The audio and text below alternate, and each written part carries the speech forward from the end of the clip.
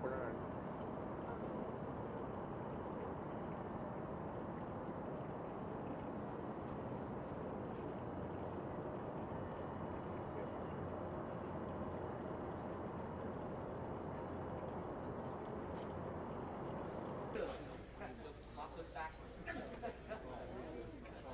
That's why I don't like announcing anything.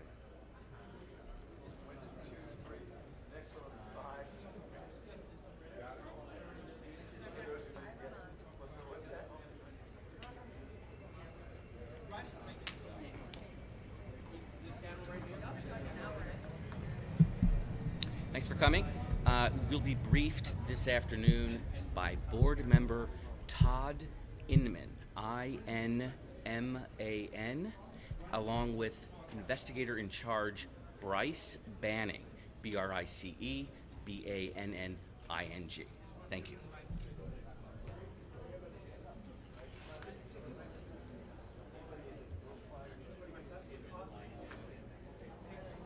You need the spelling?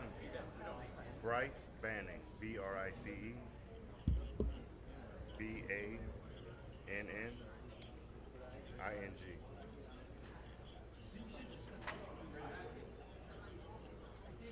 Who's in the shot?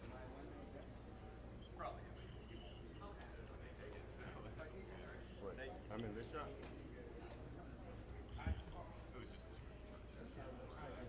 I'm not going to be standing here the entire time. He's the investigator in charge. Todd Inman.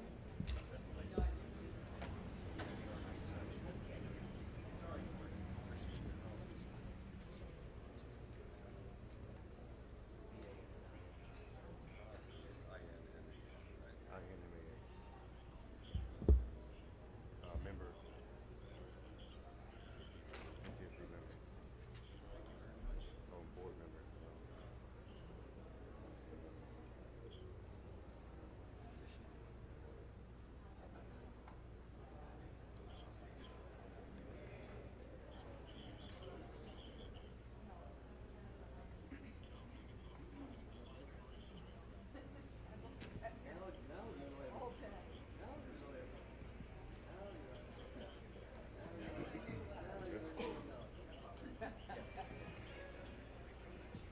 Hey, James, we good?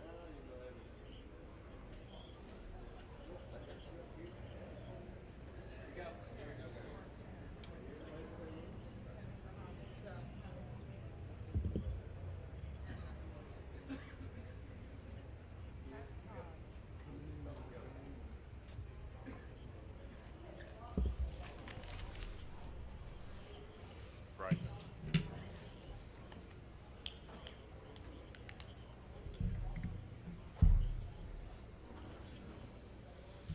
Hello, I'm Todd Inman. I'm the board member on scene, and we'll be briefing tonight where we're at in the investigation in regard to the CRJ accident with the Sikorsky helicopter.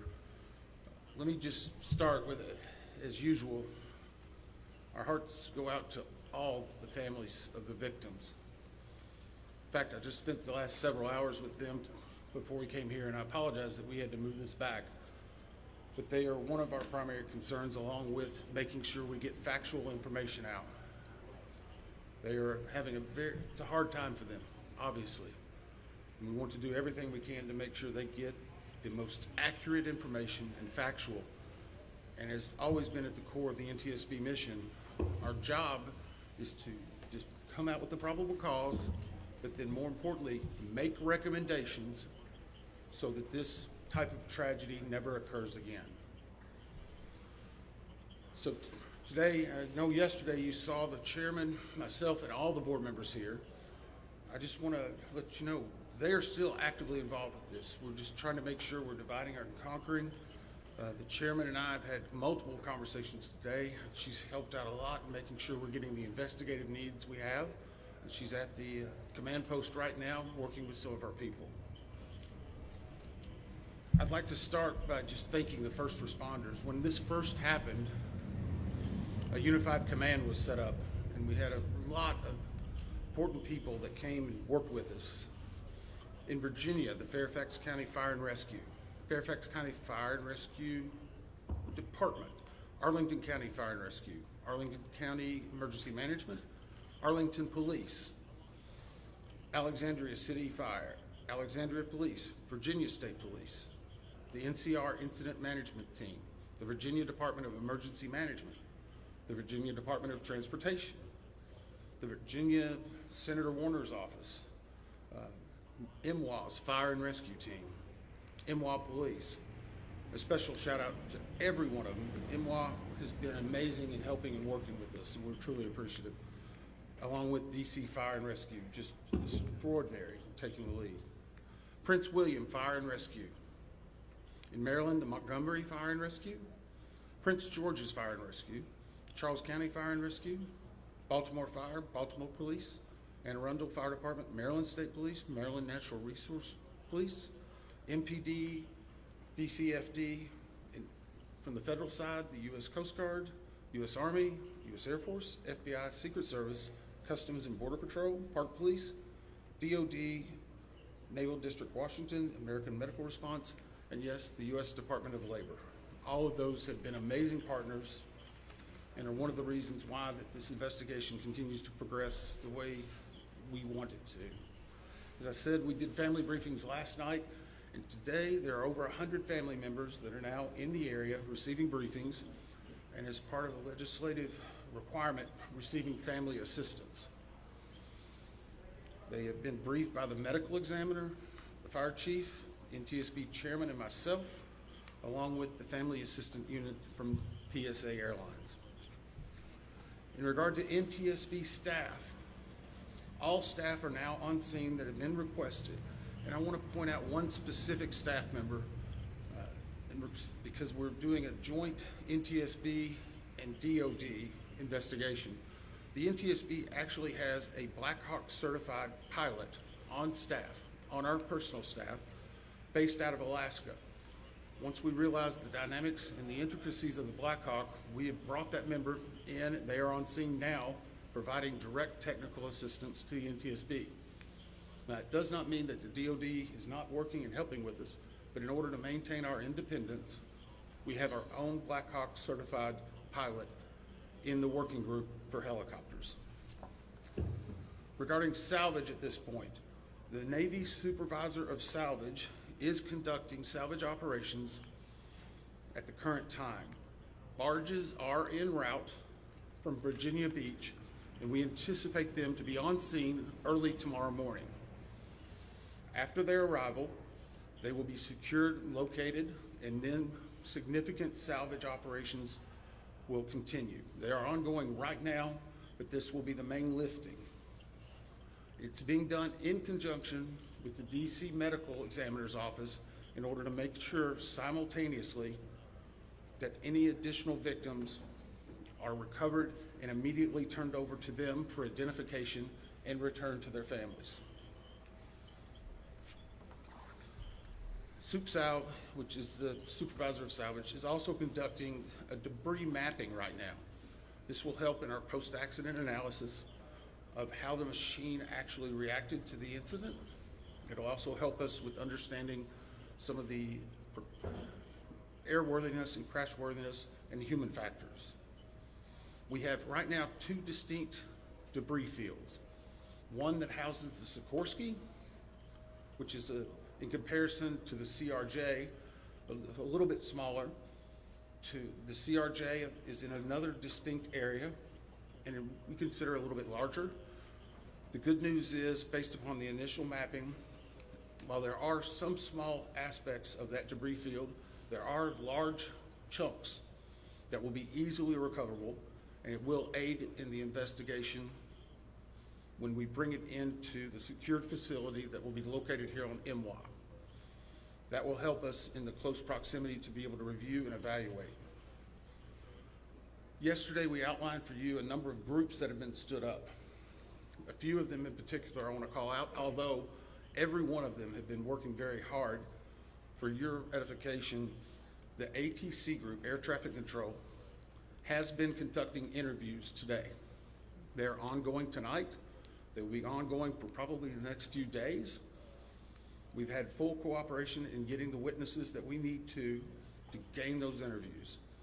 We will then take that information and match it with other data that we're receiving, and if necessary, conduct follow-up interviews at a later time. Our operations group now has on site an exemplar airplane similar to the CRJ 700. It's on a hard stand here at MWA. They will use that to evaluate cockpit configuration, seating, things like that. So whenever the salvage comes up, we're able to use an exemplary aircraft to match it against examples such as where maybe switches are, navigational aids, electronics. It is almost the exact same configuration as the incident aircraft. I want to clarify one thing. There's been a lot of questions and discussion regarding manifest. Let me make this very clear. The NTSB will not and has not released a manifest. We have not in our history, not in our past. We will not be in this accident. In fact, there's specific congressional language that whenever it is in our possession, it is not available through the Freedom of Information Act. It will not be included in our report. We will not be putting any names of any of the victims. Any release of that information will come from other individuals or groups. Regarding the reporters, as many of you saw last night, we recovered from the CRJ 2 separate recorders. One was a FDFR, that is a flight data recorder. FD. That was actually in what we consider good condition. As part of that process, it was soaked in alcohol overnight. It was then opened today, and we have a high level of confidence that we will be able to get a full download in the very near future. Now, once we do have that download, we will not be releasing immediately the information regarding it. We will have to go through, correct the data sets, make sure they're synchronized. This has approximately up to possibly 2,000 data points. Is that right, Bryce? So all of that has to be synchronized and looked at. It's a very laborious practice. It takes a lot of time. Regarding the CRJ's cockpit voice recorder, once it was recovered and opened, we found that it had water intrusion. That is not uncommon. It is not an unusual event for us to receive a recorder with water intrusion. We deal with that all the time. Our recorders division is one of the best in the country, in the world actually, and we have recorders sent everywhere, so there's a step. The CVR was soaked overnight in ionized water, at which point the team put the CVR into a vacuum oven in order to extract moisture. They are still checking electrical connections to determine if they're ready to try a download. It is one step of many steps that we will take in order to get that data, but we have a very high level of confidence that we will have it. We just have to work through a number of steps. Lastly, on recorders, the Sikorsky, where the CRJ has 2 separate recorders, the Sikorsky has a combined cockpit voice recorder and digital flight data recorder. It's in one box. I can report to you now, we have recovered the Sikorsky black box. It is safely at the NTSB headquarters. It will begin an evaluation, just as the other 2 recorders did last night, to determine when and how to take action. I can tell you from a visual inspection, we saw no exterior damage that would indicate that it was compromised at this time. So we have a high level of confidence that we will be able to have a full extraction from that as well. Those are some of the significant updates we have right now. Obviously, we'll be doing some more in the essence of time and making sure our team gets back. I think we're going to be able to take maybe 4 or 5 questions. I'll call on you and I'll repeat it. So we'll try to play that game a little bit, please. Right here. Thank you very much, Bill. Your name and outlet, please. Jonathan Kersley from Channel 9 Australia. Captain Sally Sullivan, one of the heroes of the incident on the Hudson, has said that he has said we absolutely should be reviewing airspace, not just here but in other places, for there's a complex mix of traffic. Is he right? Is there time for a permanent shift in DC and across the country to keep airspace safe and separate between military and civilian air? So the question for those watching, is it this time now for us to possibly deconflict or change some of the airspace where military aircraft operate with commercial aircraft? I can't give you a definitive answer on that. What I can say is in this incident, it should not have happened. We have in aviation what's called a Swiss cheese approach, wherein if something fails, a backup should catch it. Multiple layers of redundancy.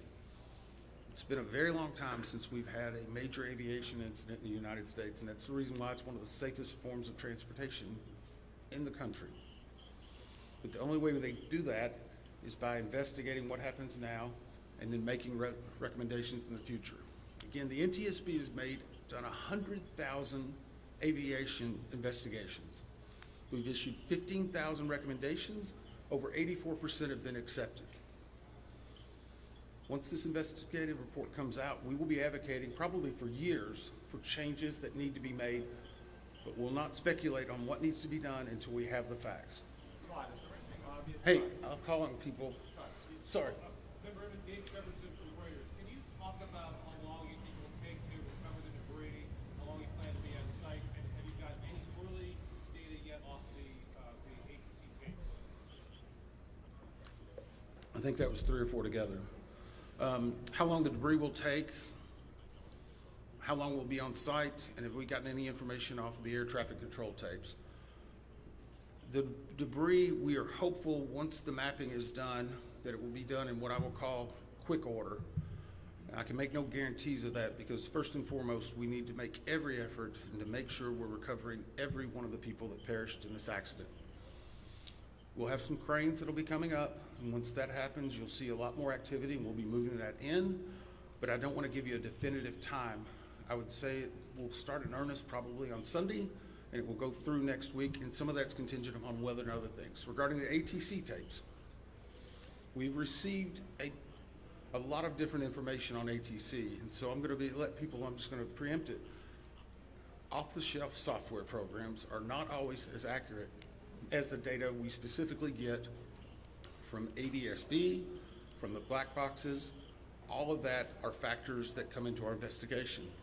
So we will not speculate about ATC tapes that you may have heard and seen online or snippets. We are getting the full cooperation that we need to be able to make an accurate assessment and to make sure what we are saying is factual and that it will help and aid in the entire investigation. You? Todd, Cooper from Channel 7 in Boston. Is there anything glaring in the videos that we've all seen that will tell you that the pilot in the Black Hawk helicopter made a mistake? The question is, based on the videos, have we drawn any conclusions? We have not. We know that there was a significant incident in which the 2 aircraft collided, a pretty significant fireball. If you will recall, even after the first day, we only had maybe 1 or 2 grainy images that were coming out. We're seeing more and more at this time. So we're still collecting data, but we are not going to opine until we see a lot of other things in there. A couple more? Yes, sir. On team with CNN, how critical is it to interview the controller in the tower cab? And how concerning is it to you the reports that that controller is working 2 positions at the same time? So the question was, how critical are the air traffic control interviews and basically staffing? So air traffic control interviews are critical. That's the reason why there's a process in place. That began immediately after the accident. It was preservation of that evidence. It was immediately taking down notes, getting logs, all that information. We will go back and look at any air traffic controller that was involved in this. We'll go back and look at their past probably 72 hours, even 2 or 3 weeks. We'll look at their training, their hiring, everything, what they probably ate that day. But it is not one point that tells us everything. It's layered into a lot of other information that's very critical. Regarding staffing, the FAA has had a very robust plan in looking at staffing. Obviously, we'll be looking at not only staffing that day, but progressively staffing. How many people, what job functions they were doing, were they being combined, were they not? What was the weather outside? What was the number of landings? I recall back during COVID, one runway was being used, runway 1, that was the only one. 33, as traffic came back, started being opened up. So we would look at changes in traffic patterns, construction at the airport, all of that. It all paints a very big picture. Can I just follow up on that? Who are you? Sorry. Oh, sorry, Leo with APD. Have investigators interviewed air traffic controllers at this point? The question is, have we interviewed air traffic controllers? Yes. I think I started with, Were they working at the time? sorry. They were working at the time? I'm sorry, the clarification, was it an air traffic controller that was working at the time of the accident? Yes. Yes. Now, I'm not going to speculate, sorry, nope, sorry. I'm not going to speculate. The next question is, was there 1, 2, 3? I don't have the answer for that right now. I know that the controller that was working at the time has been interviewed, and his interviews are ongoing throughout the day. Yes, ma'am, last one.